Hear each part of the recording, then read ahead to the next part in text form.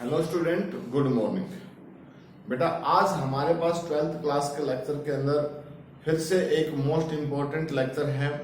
इससे पीछे वाले लेक्चर के अंदर हमने डीएनए रेप्लिकेशन का प्रोसेस बताया था। डीएनए रेप्लिकेशन आज का जो प्रोसेस जिसको हम ट्रांसक्रिप्शन बोलते हैं वो प्रोसेस, और एक और प्रोसेस बेटा जिसको हम बोलते हैं ट्रांसलेशन। ये तीनों प्रोसेस सेंट्रल डॉगमा का सा है बेटा। और सेंट्रल डॉगमा का मतलब होता है फ्लो ऑफ इंफॉर्मेशन।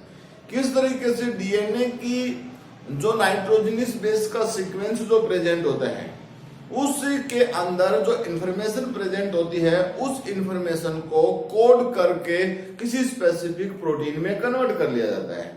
वो स्पेसिफिक प्रोटीन जो होती है करेक्टर के लिए रिस्पॉन्सिबल, यानी हमारी बॉडी के अंदर जो करेक्टर होते हैं उसको बनाने में हेल्पफुल होती है।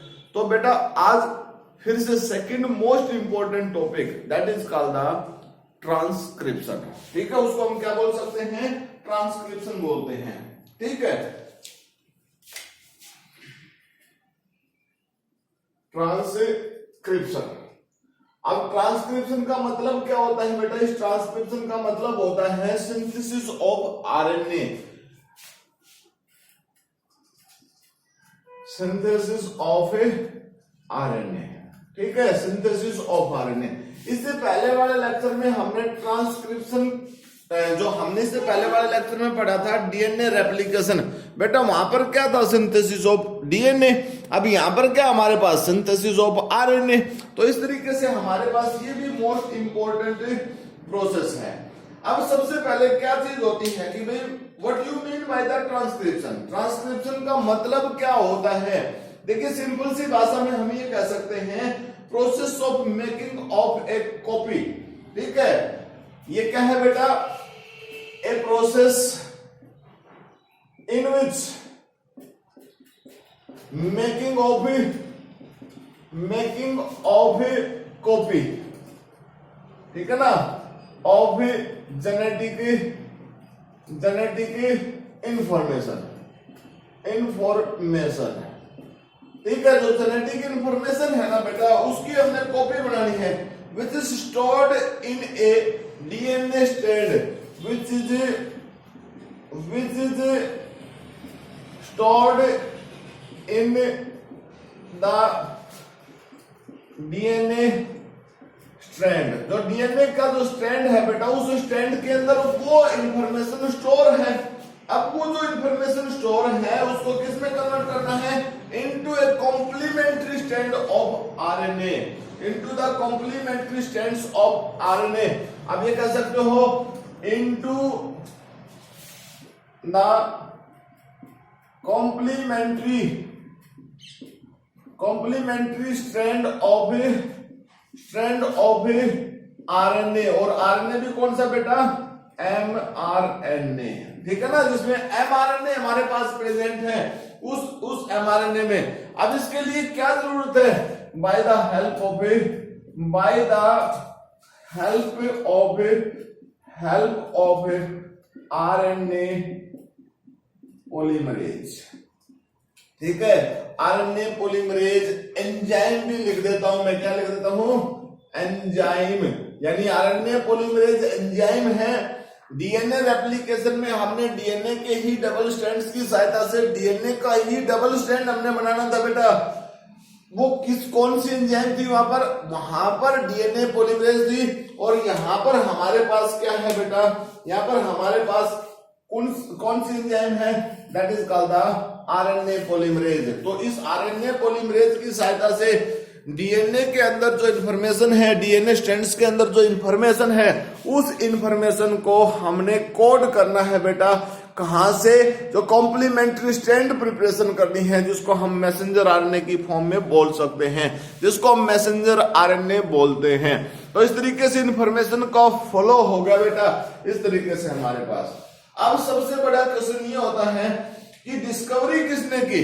ठीक है ना, हमारे पास यह क्वेश्चन है हु डिस्कवर द ट्रांसक्रिप्शन। देखिए ट्रांसक्रिप्शन को डिस्कवर करने वाले डिफरेंट साइंटिस्ट है बेटा। ठीक है, डिफरेंट साइंटिस्ट ने इस प्रोसेस को डिस्कवर किया। ठीक है, और उन्होंने जो सिंथेसिस है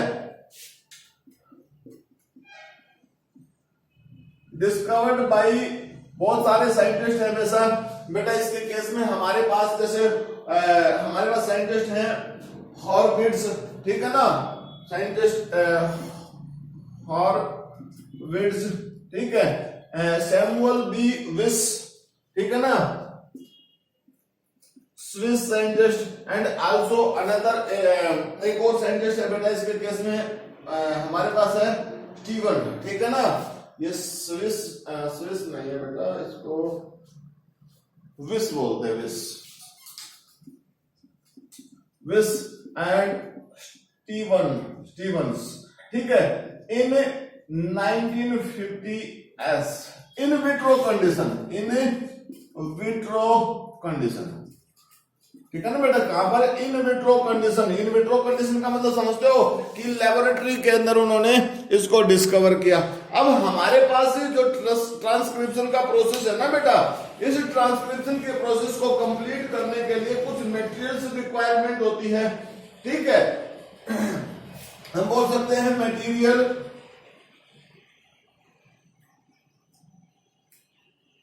रिक्वायर्ड। तो इसके लिए मटेरियल रिक्वायर्ड क्या क्या हो सकते हैं बेटा, आप सोचिए। नंबर 1 कंडीशन, हमें वो एंजाइम्स चाहिए, ठीक है। वो एंजाइम्स के साथ साथ कौन सी एंजाइम चाहिए हमें एंजाइम चाहिए बेटा आरएनए पॉलीमरेज। हमें क्या चाहिए बेटा यहां पर? हमें चाहिए डीएनए टेम्पलेट, ठीक है। हमें क्या चाहिए? न्यूक्लियोटाइड्स चाहिए, जो आपको पता है क्या चाहिए? एटीपी, है ना। कौन कौन से? एटीपी भाई हमें चाहिए, सीटीपी हमें चाहिए, जीटीपी और हमें चाहिए यूटीपी। यूटीपी का मतलब समझ गए ना कि आरएनए का केस है बेटा। हमें और क्या चाहिए? हमें डाईवैलेंट आयन चाहिए, या बाईवैलेंट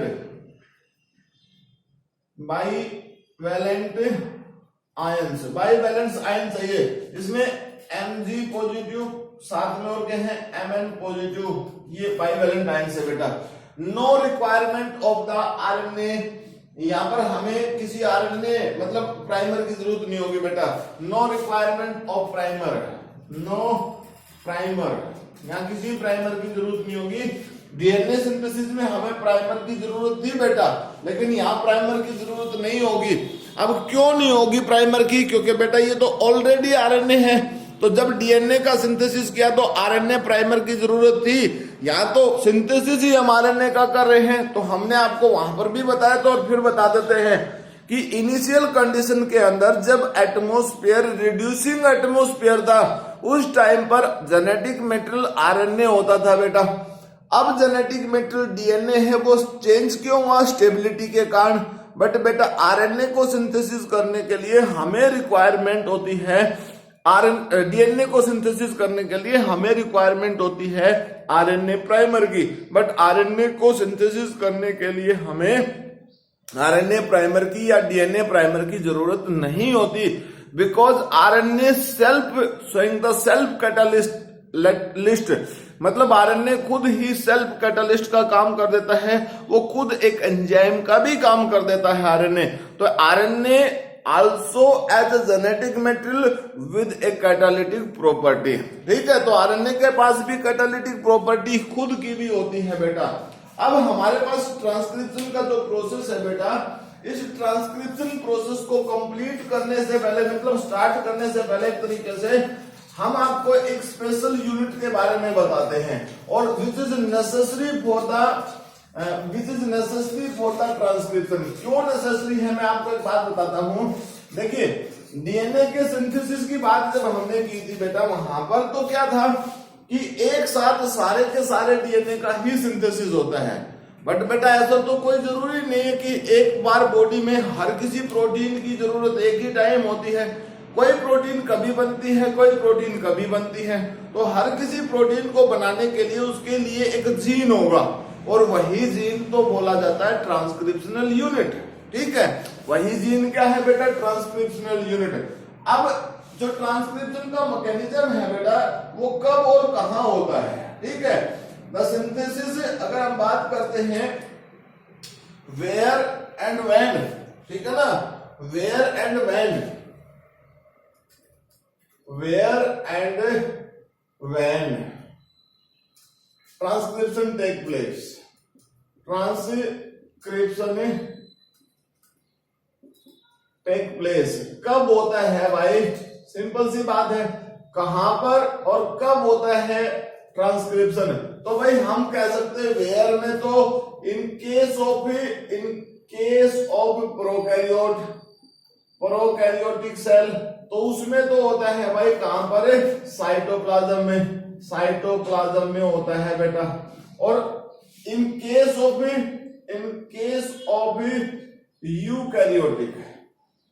यूकैरियोटिक सेल जो होती है उनके केस में कहां होता है, इन न्यूक्लियस में होता है बेटा। लेकिन वेयर का मतलब क्या होता है, जब cell when cell lies into किसमें बेटा, हमारे पास G1 और G2 फेज होते हैं, G1 एंड G2 फेज, ठीक है ना। जब सेल कहां होती है, G1 और G2 फेज में होती है, तब बेटा ये प्रोसेस होता है, समझ गए ना, तब ये प्रोसेस होता है किसमें, when cell lie into the G1 G2 phase of cell cycle। Cell cycle जो होता है उस सेल साइकिल में जब सेल बेटा G1 और G2 फेज में होती है, तो ऐसी सिचुएशन में उस टाइम पर ये प्रोसेस होता है। अब हमारे पास मेन कंडीशन क्या है, ट्रांसक्रिप्शनल यूनिट, ठीक है बेटा, transcriptional unit which is the most important part of the transcription. Transcription के लिए बहुत जरूरी है। मैं आपके सामने, हालांकि ट्रांसक्रिप्शनल यूनिट कोई बड़ी चीज नहीं है बेटा, सिंपल सी बात है, हमारे पास जो डीएनए होता है, ठीक है, हमारे पास जो डीएनए होता है बेटा, मैं लिख देता हूं ट्रांसक्रिप्शनल यूनिट।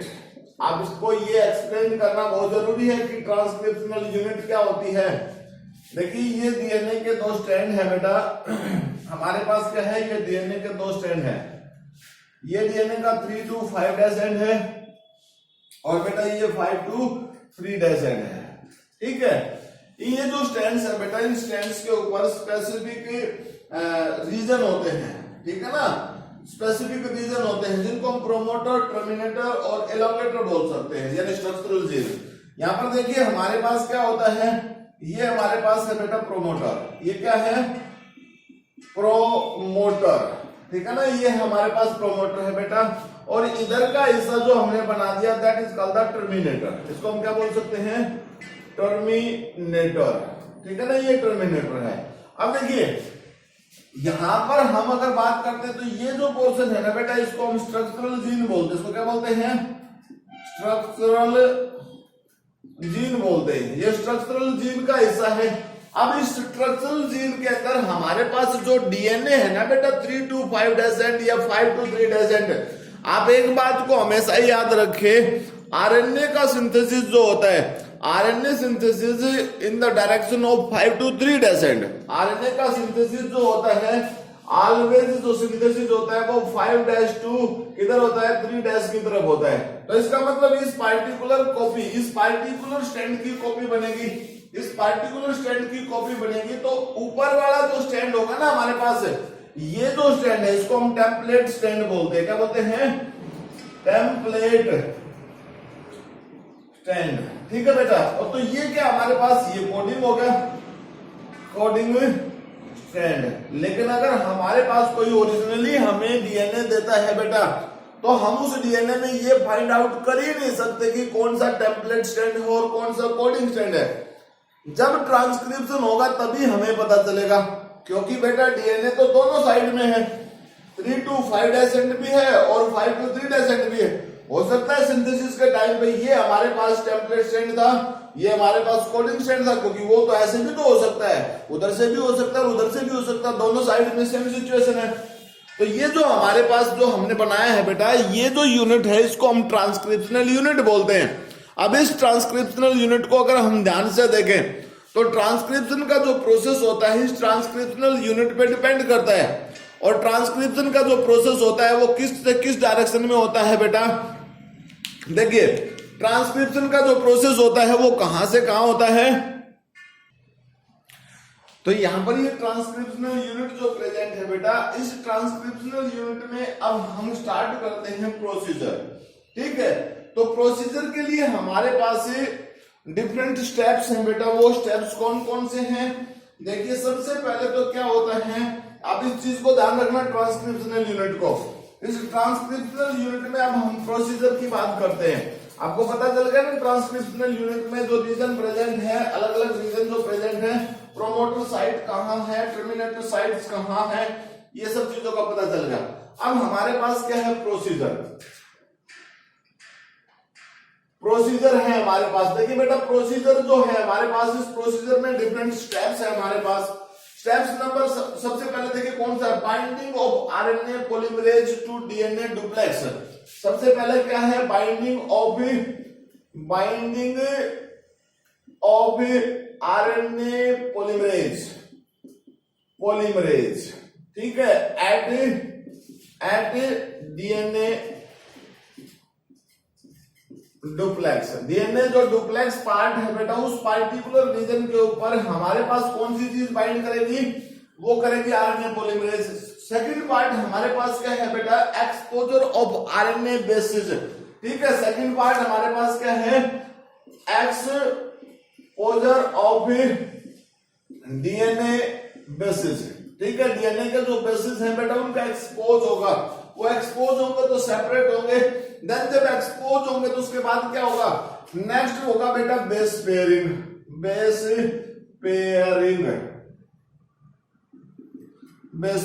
क्योंकि नया स्ट्रैंड जो जुड़ेगा उसके साथ साथ बेस पेयरिंग भी होगी बेटा। देन उसके बाद क्या है, कन्वर्जन ऑफ राइबोन्यूक्लियोसाइड मोनोफॉस्फेट। दूसरा क्या है हमारे पास, कन्वर्जन ऑफ राइबोन्यूक्लियोसाइड मोनोफॉस्फेट। ठीक है ना, इसके लिए एंजाइम्स रिस्पॉन्सिबल है पायरोफॉस्फेट जो ये काम करेगी बेटा। ठीक है ना, पायरोफॉस्फेटेज जो एंजाइम है वो ये काम करेगी। ठीक है, उसके साथ नेक्स्ट हमारे पास क्या है, formation of RNA chain. Then हमारे पास क्या है बेटा, फॉर्मेशन ऑफ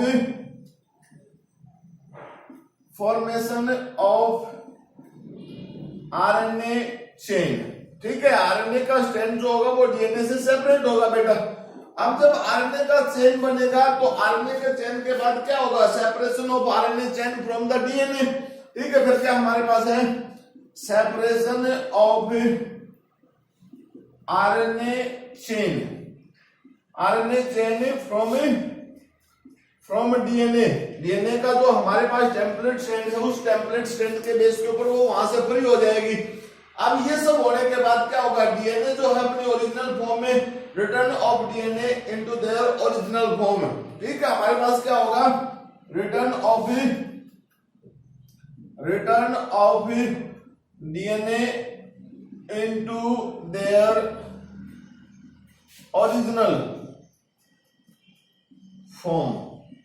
ठीक है बेटा, किसमें आएगा, ओरिजिनल फॉर्म में आएगा। और सबसे लास्ट और सबसे इंपॉर्टेंट स्टेप है बेटा, हम यहां बोल सकते हैं मैच्योरेशन है। इसको क्या बोल सकते हैं, मैच्योरेशन ऑफ आरएनए या प्रोसेसिंग ऑफ आरएनए।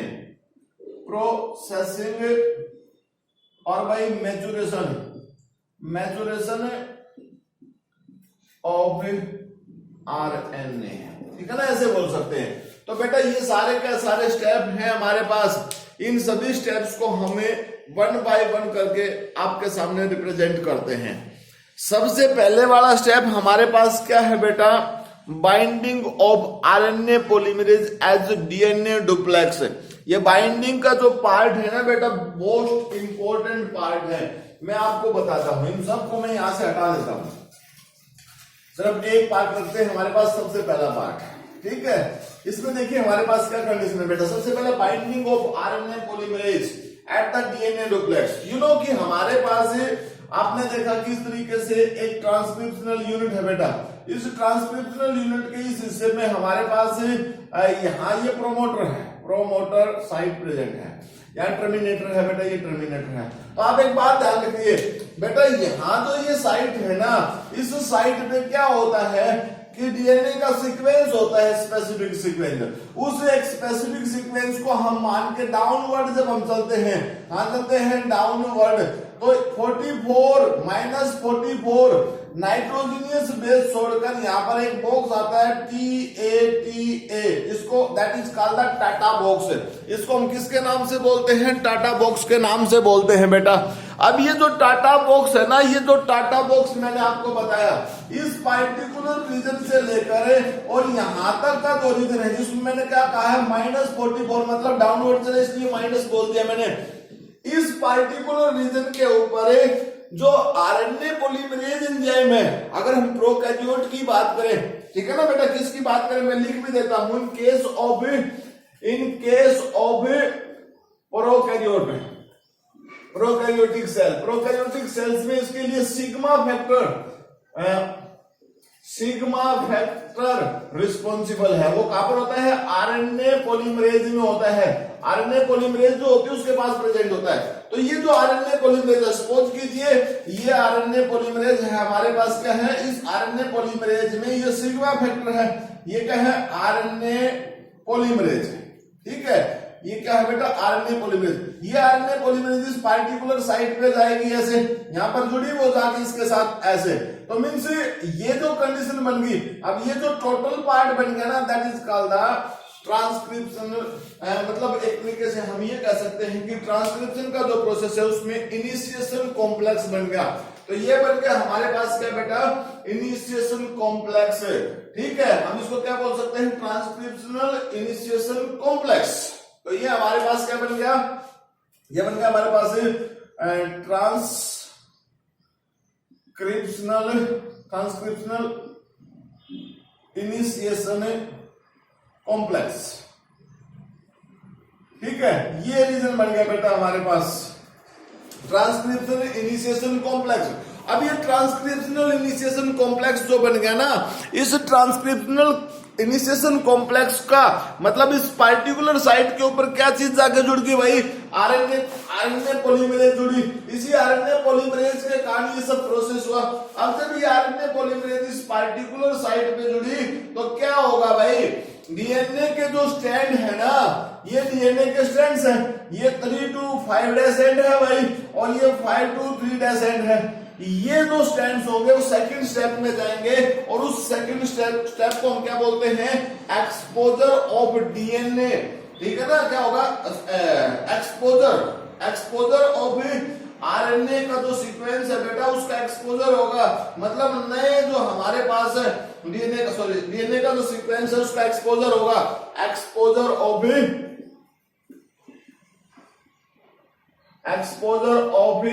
डीएनए। इसके बेस के ऊपर क्या होगा, देखिए हमारे पास जो सीक्वेंस है, ये हमारे पास सीक्वेंस है, हमारे पास ये सीक्वेंस हुआ, इस सीक्वेंस में हमारे पास क्या होगा, एक्सपोजर होगा इसका। जब एक्सपोजर होगा तो वो क्या होगा, इस तरीके से, एक तरीके से आप समझिए बेटा, यहां पर जो सीक्वेंस थे वो सीक्वेंस इस तरीके से सेपरेट हो गए, ठीक है ना, ऐसे सेपरेट हो गए। बाकी स्ट्रैंड तो ऐसा कैसा है इसके पास, ठीक है ना, बाकी स्ट्रैंड तो ऐसा कैसा है। अब इस इनिशियल कंडीशन में क्या हुआ, यहां आपको पता है हमारे पास कौन सी एंजाइम प्रेजेंट है, आरएनए पॉलीमरेज आई, वो अपने कॉम्प्लेक्स के साथ यहां से आई, तो उसने एक्सपोजर किया। अब इस एक्सपोजिशन के बेस के ऊपर, मतलब उसने क्या किया, एक्सपोज किया उस पार्टिकुलर केस में। अब हमारे पास सेंस स्ट्रैंड और एंटी स्ट्रैंड जो है, स्टैंड और एंटी सेंस स्टैंड जो है बेटा वो सेपरेट हो गए। यहाँ पर हमारे पास जो भी स्टैंड्स हमने बनाए भाई, किसी को हमने इसमें कोडिंग रीजन की बात की, हमने किसी को इसमें एक तरीके से टेम्परेट स्टैंड की बात कर रहे हैं, तो वो सेपरेट हो गए। इसमें थर्ड पॉइंट हमारे पास क्या आ गया बेटा, थर्ड पॉइंट में हमने क्या कहा था, base pairing. You know base pairing का मतलब क्या है, बेस पेयरिंग का मतलब ये है कि जो डीएनए और आरएनए हमारे पास प्रेजेंट है उसमें हमारे पास यहाँ पर नाइट्रोजनियस बेस का सीक्वेंस है, यहां पर हमारे पास क्या है, जैसे मैंने ये सीक्वेंस बना रखे हैं, तो AUG ये सीक्वेंस बन गया, अब ये जो सीक्वेंस है ये किसका सीक्वेंस है बेटा? That is the sequence of RNA. ये किसका सीक्वेंस है? आरएनए का सीक्वेंस है। और ये किसके साथ जुड़ गया? इसमें थर्ड केस में हमने बेस पेयरिंग की बात की है, तो हमारे पास यहां सी है, यहां हमारे पास ए है और यहां हमारे पास क्या है बेटा? टी है। तो टी के साथ ए जुड़ेगा, ए के साथ यू जुड़ेगा और सी के साथ जी जुड़ेगा। अब ए के साथ तो टी जुड़ता है, लेकिन बेटा वो ए के साथ टी जब जुड़ता है जब डीएनए का केस होता है। आरएनए के केस में तो यूरेसिल जुड़ता है, थायमिन की जगह क्या होता है? यूरेसिल प्रेजेंट होता है। तो ऐसे केस में अगर हम यहां पर बात करते हैं तो इसके केस में देखिए बेटा, ये जो प्रोसेस है कंटिन्यू चलता रहता है। मान लीजिए C T A ji, C ji, C T A सी, ऐसे कुछ सीक्वेंस है। तो जैसे जैसे यहां से फॉरवर्ड हुए में डीएनए जो मतलब ये पार्टिकुलर एंजाइम जाएगी तो नया नया स्ट्रैंड जो है उसके साथ जुड़ता जाएगा बेटा। ये जो हमारे पास इनिशिएशन कॉम्प्लेक्स है ना बेटा, ये इनिशिएशन कॉम्प्लेक्स यहां से फॉरवर्ड डायरेक्शन में मूव करता रहेगा, आगे की तरफ जाएगा और नीचे वाले पीछे वाला जो स्ट्रैंड्स है उस डीएनए को फ्री करता रहेगा। अब देखिए ये जो बेस पेयरिंग होती है ये किसकी सहायता से होती है बेटा? This is possible by the help of the an enzyme, that enzyme called the phosphorylase. मैंने आपको कहा था जो बेस पेयरिंग होती है, base pairing is possible by the help of enzyme, ठीक है ना? एंजाइम, और वो कौन सी है? फोस्फोराइलेज। कौन सी है बेटा? फोस्फोराइलेज, जो क्या करेगी? फोस्फोराइलेशन करेगी। जो क्या करवाएगी? फोस्फोराइलेशन करवाएगी। इसमें फोस्फोराइलेशन करवाएगी। जो क्या काम करवाएगी? फोस्फोराइलेशन करवाएगी बेटा, ठीक है? ये एक एंजाइम है, फोस्फोराइलेशन करवाएगी और उस फॉस्फेट के बेस के ऊपर ही होगा। देन उसके बाद हमारे पास स्टेप नंबर 4 क्या कहता है? स्टेप नंबर 4 ये कहता है बेटा कि कन्वर्जन ऑफ राइबोन्यूक्लियोसाइड्स, ठीक है ना? राइबोन्यूक्लियोसाइड्स मोनोफॉस्फेट जो है उनका कन्वर्जन होगा, मतलब उनकी फॉर्मेशन होगी। तो हमारे पास यहां तक तो स्टेप 3 है बेटा। अब अगर हम स्टेप नंबर 4 की बात करते हैं, स्टेप नंबर 4 की बात करते हैं तो देखिए स्टेप नंबर 4 में क्या है हमारे पास?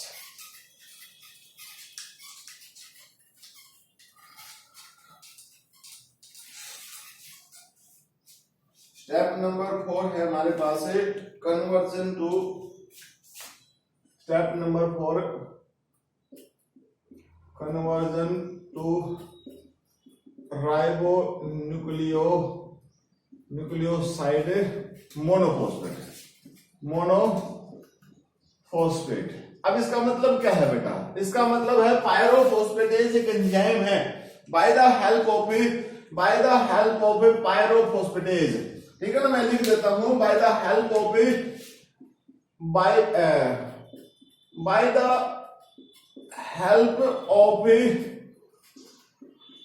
पायरोफॉस्फेटेज, ठीक है ना? फॉस्फेटेज एक एंजाइम है बेटा, पायरोफॉस्फेटेज एक एंजाइम है। वो क्या करेगी? जो राइबोन्यूक्लियोसाइड्स हैं, राइबोन्यूक्लियोटाइड्स हैं, उन राइबोन्यूक्लियोटाइड्स को कन्वर्ट कर देगी किसमें? राइबोन्यूक्लियोसाइड्स में। तो वो कैसे करेगी बेटा? सिंपल सी बात है, आप लोगों के पास क्या है भाई? एटीपी या आपके पास सीटीपी, यूटीपी और जीटीपी, ये चीजें हैं आपके पास। इनमें से क्या होगा बेटा? इनमें होगा कि देखिए ये जो एंजाइम्स है पायरोफॉस्फेटेज, ये एंजाइम क्या करेगी बेटा? इनके अंदर से रिलीज करेगी किसको? फोस्फेट को प्लस में वाटर के साथ जोड़ेगी और ये किस में कन्वर्ट हो जाएंगे? अभी ये जो सारे के सारे सब्सटेंस है वो इसी के बेस के ऊपर है, यानी ये पायरोफॉस्फेटेज एंजाइम है हमारे पास। यहां पर भी कौन सी एंजाइम है? यही सेम एंजाइम है,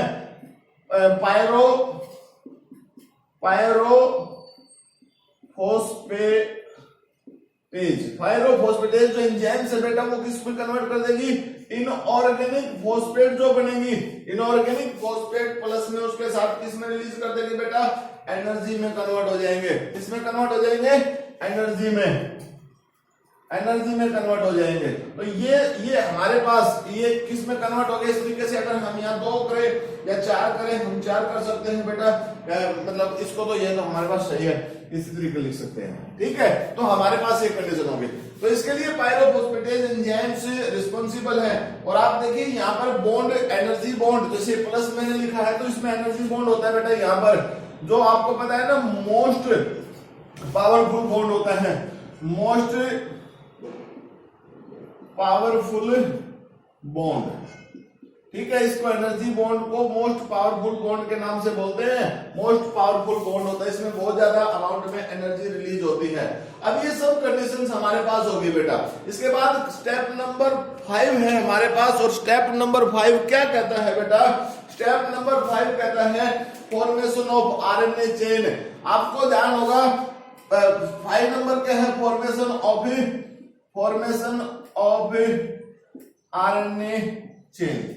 आरएनए चेन जो है बेटा उसकी फॉर्मेशन होगी। अब आरएनए चेन की फॉर्मेशन होगी तो कैसे होगी, अगर आपको ध्यान है यहाँ पर हमारे पास डीएनए प्रेजेंट है, ये डीएनए ट्रांसक्रिप्शनल यूनिट की फॉर्म में है, और मैंने आपको कहा कि एक्सपोजर में जाता है। जब ये एक्सपोजर में कंटिन्यू आगे की तरफ फॉरवर्ड डायरेक्शन में बढ़ता रहता है तो बेटा यहाँ तो दोबारा से इसका सिंथेसिस हो जाता है। बट इस सिंथेसिस के साथ साथ आप देखिए, मैं आपको बताता हूँ यहाँ पर हमारे पास क्या है, यहाँ पर हमारे पास है वो एंजाइम्स जो है, एंजाइम कॉम्प्लेक्स बना हुआ है इस पार्टिकुलर रीजन में। तो ये जो कॉम्प्लेक्स बना हुआ है, इस कॉम्प्लेक्स के बेस के ऊपर आप सब लोगों को पता है कि यहां से एक सीक्वेंस रिलीज हुआ है, और वो जो सीक्वेंस है बेटा वो क्या है, यहाँ पर हमारे पास है वो आरएनए, यानी ये है हमारे पास है एमआरएनए, इसमें ए यू जी जो भी सीक्वेंस हमारे पास है, सी यू जी सी ए, ऐसे सीक्वेंस बनता हुआ जा रहा है। तो बेटा ये जो हमारे पास है फॉर्मेशन, यानी ये स्टेप जो बन गया हमारे पास क्या है, फॉर्मेशन ऑफ एमआरएनए। ये एमआरएनए की फॉर्मेशन का काम करता है। देन इसके बाद जब आरएनए की फॉर्मेशन होती है बेटा, तो नेक्स्ट सेपरेट हमारे पास क्या बन जाएगा, ये कंप्लीट एक्सपोज होगा, और ये जब कंप्लीट एक्सपोज होगा तो ये स्ट्रैंड जो है बेटा आगे की तरफ बढ़ेगा। ऐसे स्ट्रैंड को अगर हम आगे की तरफ बढ़ाएं तो यहाँ देखिए इस स्ट्रैंड को हम बिल्कुल आगे की तरफ बढ़ाते चले, तो एक लास्ट स्टेप जो होगा बेटा हमारे पास टर्मिनेटर आएगा। यहाँ पर हमारे पास क्या है, इस तरीके से हम चलेंगे बेटा, और बिल्कुल लास्ट में ये एक्सपोज हो रहा है यहाँ पे इस तरीके से। तो इस पार्टिकुलर रीजन पे हमारे पास क्या है, इस लास्ट वाले रीजन के ऊपर हमारे पास क्या चीज प्रेजेंट है बेटा, लास्ट वाले रीजन को अगर आप देखोगे तो यहाँ पर भी हमारे पास कॉम्प्लेक्स फॉर्मेशन बनी हुई है बेटा, ये कॉम्प्लेक्स फॉर्मेशन है। But this side is the terminator side. इस साइड को हम किसके नाम से बोलते थे बेटा, टर्मिनेटर के नाम से, टर्मिनेटर के नाम से बोलते थे। इससे पहले का जो सीक्वेंस है बेटा वो देखिए किस तरीके से इस दूसरे के साथ उसकी फॉर्मेशन हो गई है, ये कंप्लीट वापस उसी फॉर्म में आ गया। अब यहाँ इस फॉर्मेशन की बात जब हम कर रहे थे तो इसके केस में क्या था बेटा, हमारे पास यहाँ पर हमारे पास एमआरएनए का सीक्वेंस है बेटा, ये क्या है हमारे पास एमआरएनए का सीक्वेंस है, यानी एमआरएनए है ये। अब इस एमआरएनए को हमने क्या करना है, फॉर्मेशन ऑफ आरएनए चेन, और उसके बाद क्या है हमारे पास separation of RNA chain. 6 number point क्या है, सेपरेशन ऑफ आरएनए चेन। इस आरएनए चेन को सेपरेट करना है, ये आरएनए चेन है हमारे पास, इसको सेपरेट करना है। तो जब यहां पर हम सेपरेट करेंगे ना तो इसमें क्या होता है, जैसे मैंने इनिशियल कंडीशन में आपके सामने लिखा था कि प्रोकैरियोट के केस में सिग्मा फैक्टर जो होता है उसके लिए रिस्पॉन्सिबल होता है, लेकिन यहाँ पर टर्मिनेटर फैक्टर होते हैं, टर्मिनेटर फैक्टर्स प्रेजेंट होते हैं, मैनी इन नंबर। तो ये नंबर जो होता है बहुत ज्यादा होता है बेटा, और उसके बेस के ऊपर वो इसके एक्सपोज में आता है और उसको रिलीज कर देता है। तो यहां से रिलीज कर देता है, ठीक है ना, वो उसको रिलीज कर देता है, तो उसके बेस के ऊपर उसकी फॉर्मेशन कंप्लीट हो जाती है। तो ये था हमारे पास एक प्रोसेस बेटा जिसको हमें, अब देखो इसके साथ साथ क्या होता है, इसके साथ साथ नेक्स्ट स्टेप जो होता है हमारे पास स्टेप नंबर 7 जिसको बोलते हैं कि रिटर्न इन ओरिजिनल शेप। ठीक है, जो हमारे पास return of DNA into original shape, हम बोल स्टेप नंबर 7 जो है return of DNA into original shape. ठीक है, ओरिजिनल शेप में आ जाता है बेटा। जब ये एक्सपोज हो जाएगी तो ओरिजिनल शेप में वो हमसे एमईसी से डीएनए से सेपरेट हो जाएगा और वो वापस फॉर्म में आ जाएगा। इसके बाद सबसे नेक्स्ट जो स्टेप हमारे पास है बेटा, वो नेक्स्ट स्टेप जो हमारे पास मोस्ट इंपॉर्टेंट स्टेप है, उसको जिसको हमने बोला था प्रोसेसिंग मैच्योरेशन। ठीक है ना, जिसको हमने क्या बोला था, प्रोसेसिंग भी बोला था और मैच्योरेशन भी बोला था। उस स्टेप को मैं करके दिखाता हूं।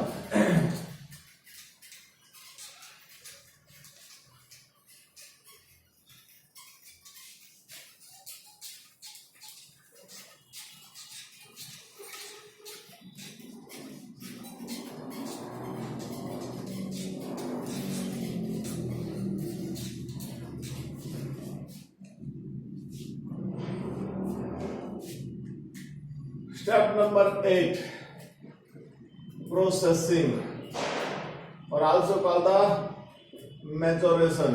प्रोसेसिंग और मैच्योरेशन, ठीक है ना, प्रोसेसिंग ऑफ आरएनए। ठीक है बेटा, अब देखिए क्या होता है, हम इसमें दो चीजें बोलेंगे बेटा, एडिटिंग और स्प्लाइसिंग। इसमें हम क्या बोल सकते हैं बेटा, स्प्लाइसिंग। स्प्लाइसिंग का मतलब क्या होता है, रिमूवल ऑफ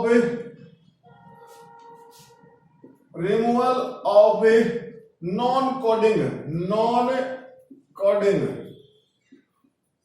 सीक्वेंस या part, coding part of the gene का जो पार्ट होता है ना बेटा, उसको रिमूव करेंगे। अब नॉर्मली जो जीन होता है, उस जीन को हम देखिए ये दिखा रहे हैं, डीएनए का एक सीक्वेंस है। इस डीएनए के सीक्वेंस में पार्ट होते हैं बेटा, इस तरीके से अलग अलग पार्ट्स प्रेजेंट होते हैं। वो जो पार्ट्स प्रेजेंट होते हैं बेटा, वो क्या है, कौन से पार्ट है, तो देखिए ये जो पार्ट है, इसको हम आई से रिप्रेजेंट कर रहे हैं, इसको हम ई से, आई और आई, ऐसे पार्ट्स प्रेजेंट है बेटा हमारे पास। इस आई का मतलब होता है इंट्रॉन और ई का मतलब होता है बेटा एक्सोन। अब देखिए ये तो होता है नॉन फंक्शनल, ठीक है, और ये होता है बेटा फंक्शनल। ये क्या होता है, फंक्शनल पार्ट होता है। Coding region, non coding region की बात करते हैं, हमने क्या करना है, हमने बता रिमूवल ऑफ नॉन कोडिंग, यही है हमारे पास नॉन फंक्शनल नॉन कोडिंग, इसको बोलते हैं नॉन कोडिंग बोलते हैं। तो ये नॉन कोडिंग वही बात है। तो इसको जब हम रिमूव करेंगे तो स्पेशल सप्लाइज करेगा सेल, मतलब स्पेसिफिक ये जो डीएनए है वो सप्लाइज शो करेगा बेटा, और उस सप्लाइज में क्या करेगा, ये रोटेशन शो करता है। जैसे ये सीक्वेंस है हमारे पास, उस रोटेशन में ये शो करता है। मान लीजिए सपोज कीजिए हमारे पास क्या है, ये वाला रीजन तो आई है, और ये जो रीजन है ना बेटा, यहाँ पर हमारे पास क्या है, ये ई है। तो नेक्स्ट केस में फिर वो सप्लाइज करेगा, तो ये आई बन गया, ये ई रीजन है हमारे पास। नेक्स्ट में फिर सप्लाइज करेगा, तो ये आई रीजन है, ये ई रीजन है। तो I1 A2 ये इस तरीके से हमारे पास रीजन बन गए। तो बेटा जब ये रिमूव हो जाएंगे, इसके अंदर से क्या बनेगा, ऐसे आपके पास सीक्वेंस बन गया। ये सीक्वेंस क्या है, देखिए E1 E2 और बेटा ऐसे E3। तो बाकी के जो सर्कल बने हुए थे वो ऐसे, वो जो ऐसे पार्ट बने हुए थे वो क्या है, वो एलिमिनेट हो गए। वो क्या थे, सारे के सारे इंट्रॉन थे बेटा, इंट्रॉन, ठीक है, नॉन कोडिंग, वो रिमूव हो गए। तो ये जो सीक्वेंस बन गया ना, ये जो सीक्वेंस बन गया, this one is the functional RNA, this one is called the functional RNA. ठीक है बेटा, ये क्या है हमारे पास, फंक्शनल आरएनए होगा। अब हमारे पास ये तो सप्लाइसिंग हो गया। दूसरा हमारे पास क्या है, एडिटिंग होती है बेटा, एडिटिंग। ये जो डीएनए है, ये जो आरएनए है बेटा, इस पार्टिकुलर आरएनए को एडिटिंग हम लिख देते हैं। एडिटिंग का मतलब क्या होता है, यहां पर सप्लाइसिंग, जिसमें removal of non coding part of the gene. अब हमारे पास सेकंड क्या है, एडिटिंग होता है बेटा। इस एडिटिंग में क्या करते हैं, एडिटिंग में क्या करते हैं, additional of extra part in RNA which protect RNA from degradation, degradation से प्रोटेक्ट करता है, उसको खराब होने से रोकता है। बेटा कैसे?